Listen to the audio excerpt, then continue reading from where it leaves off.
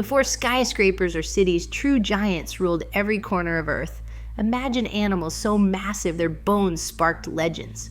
Argentinosaurus dwarfing buses at over 100 feet, and the blue whale, whose living mass still eclipses any creature in history. But for all we know about these colossal beings, secrets hide in broken bones and shattered myths. What if the biggest animals to ever walk the earth aren't the ones you expect, and the truth behind their size changes everything we thought we knew? In the heart of Patagonia, the ground once trembled beneath creatures whose size still challenges belief. Among them, Argentinosaurus stands as a name spoken with AWE. Its fossilized remains, unearthed in Argentina and named in 1993, hint at a colossus stretching more than 100 feet from nose to tail, with a possible mass reaching 100 tons. Yet the truth of Argentinosaurus is tangled in fragments, just a handful of vertebrae and limb bones, scattered and incomplete. Each piece must be compared, scaled, and imagined against better-known relatives, leaving scientists to debate whether this was truly the largest animal to ever walk the earth. Contrast this with Patagonia majorum, another giant from the same ancient landscape. In 2012, a rancher named Aurelio Hernandez noticed a massive bone jutting from a hillside and shielded it with a tarp, waiting for paleontologists to arrive. When Jose Carballido and his team finally began their dig, they uncovered not just one skeleton, but a trove, bones from at least 6 individuals preserved in the clay. Among these, a single femur stood taller than a grown man, over 8 feet high, dwarfing anyone who stood beside it. Patagotitan's remains offered a rare gift: a nearly complete limb set, vertebrae, and enough material for researchers to build detailed 3D models and run volumetric calculations. Their estimates place Patagotitan at around 121 feet in length and roughly 70 tons, 10 times the weight of the largest land animals alive today. The ability to compare multiple bones from several individuals gives scientists a new level of confidence, reducing the wild guessing that comes with fragmentary finds like Argentinosaurus. This rivalry between giants is more than a contest of size. It is a contest of evidence. Patagotitan's bones, measured and scanned in painstaking detail, anchor its colossal status in hard data. Argentinosaurus, known mostly from legend and scattered bone, still hovers at the edge of possibility, a shadow cast by the limits of the fossil record. Early explorers who stumbled upon these ancient bones in South America often believed they had found the remains of mythical giants, and their stories fueled centuries of speculation. Today, the debate continues in museum halls and scientific journals. Every new discovery, every fresh analysis has the potential to tip the scales. But whether Argentinosaurus or Patagotitan claims the crown, both remind us that the world once belonged to creatures so immense that human imagination alone struggled to contain them. No animal that ever walked the land has matched the sheer mass of the blue whale. Weighing up to 200 tons and reaching nearly 100 feet in length, the blue whale dwarfs even the greatest dinosaurs. Its heart alone can be as heavy as a small car, and its tongue outweighs an elephant. Yet, unlike the giants of Patagonia, the blue whale's world is liquid, its weight supported by seawater, not by bone and muscle alone. This distinction matters. Land giants are bound by gravity, while the ocean's buoyancy lets the blue whale push size to its absolute limit. The blue whale holds the record for the heaviest animal known to science, but it is not alone in the ocean's Hall of Giants.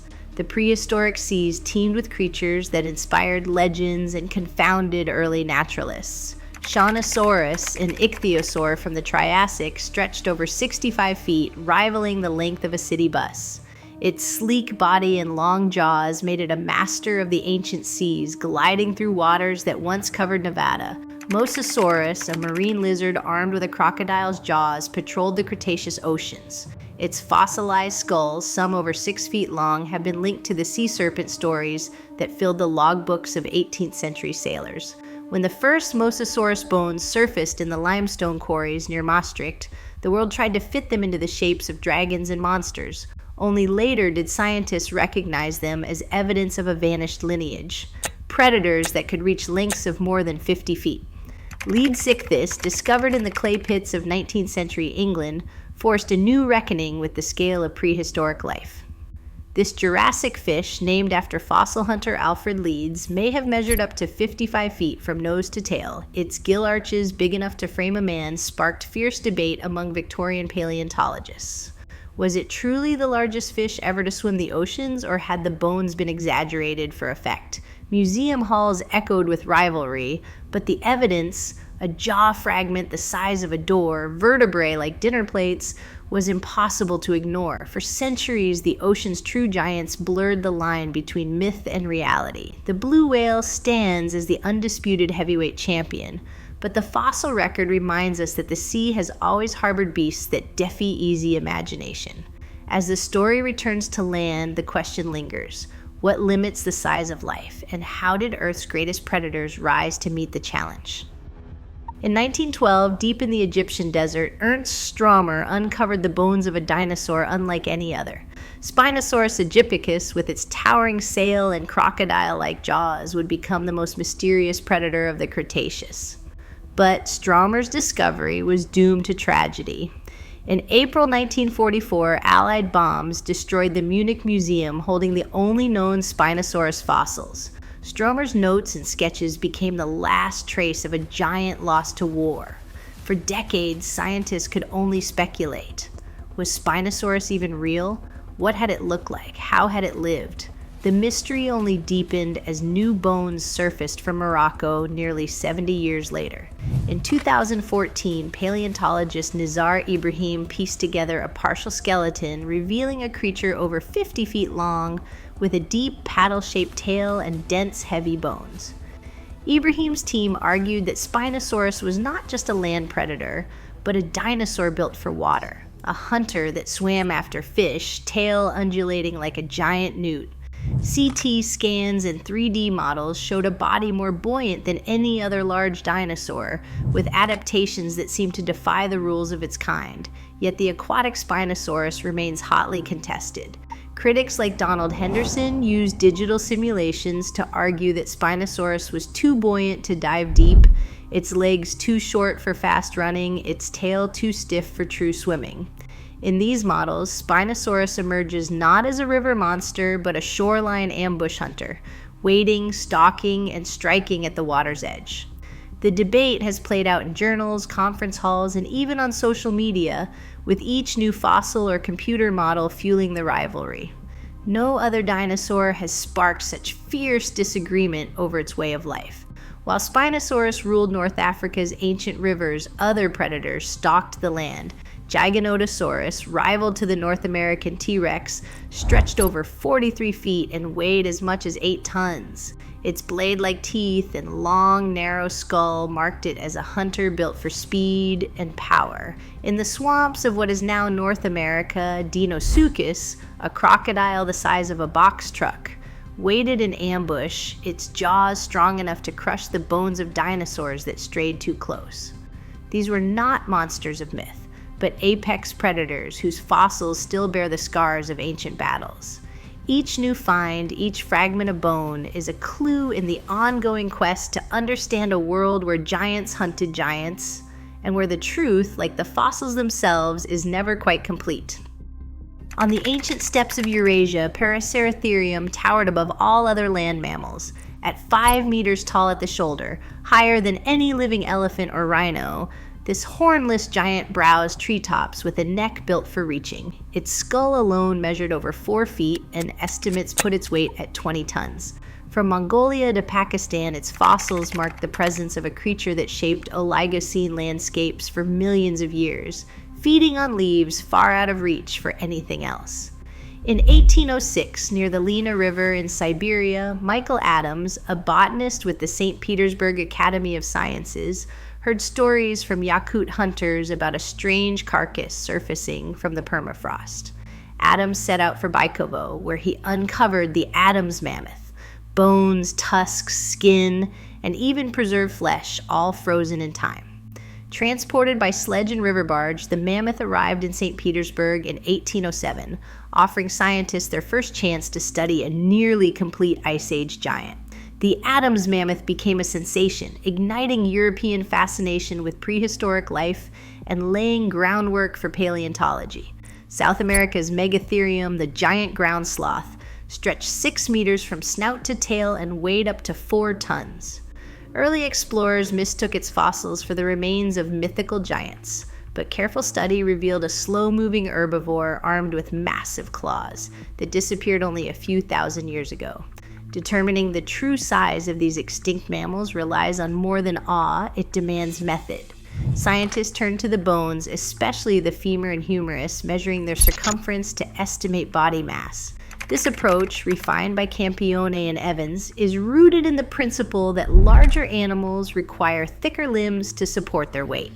By comparing fossil measurements to living mammals, researchers use regression equations to calculate mass.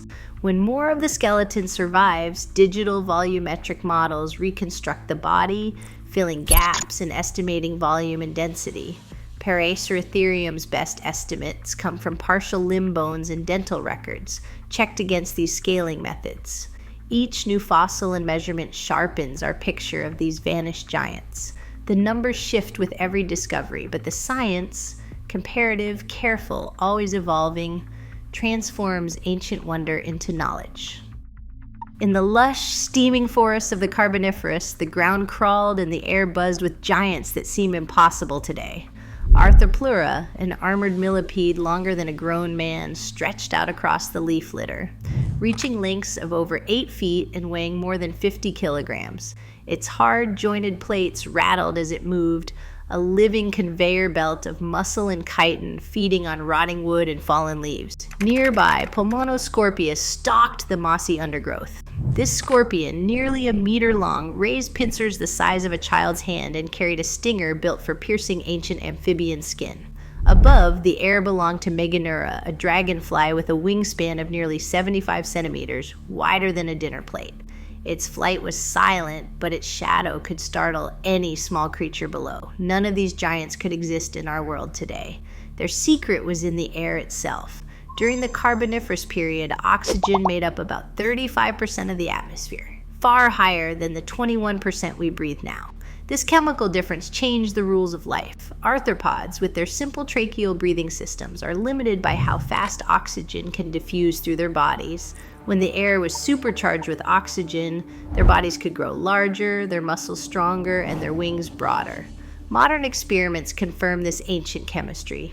In laboratories, when insects are raised in hyperoxygenated chambers, 30 to 40% O2, they regularly grow up to 40% larger than their normal size, even on restricted diets. Fruit flies, hawk moths, and grasshoppers all bulk up in these conditions, growing longer legs, bigger wings, and thicker bodies. The fossil record and the lab agree oxygen was the invisible hand behind the age of giant bugs. For millions of years, the world was shaped by an atmosphere that let creatures grow beyond the limits we know. But this dependence on oxygen would also set the stage for their fall as the air itself began to change. No matter how large, no creature could outlast the forces that shaped the planet itself. The giants of the Mesozoic vanished in a geological instant. Their reign ended by a single event. 66 million years ago, a mountain-sized asteroid slammed into what is now the Yucatan Peninsula. The blast unleashed energy greater than every nuclear weapon ever built, igniting wildfires across continents and sending a shroud of dust and ash into the sky. Global temperatures plunged, sunlight faded. For months, plants withered, food chains collapsed, and the largest land animals, sauropods, tyrannosaurs, armored and horned dinosaurs, died out. The impact layer, a thin band of iridium-rich clay found from Texas to China, marks the line between worlds. But not every extinction came with fire and fury. The giants of the Ice Age faced a different trial. As the Pleistocene drew to a close, the climate lurched between warm and bitter cold.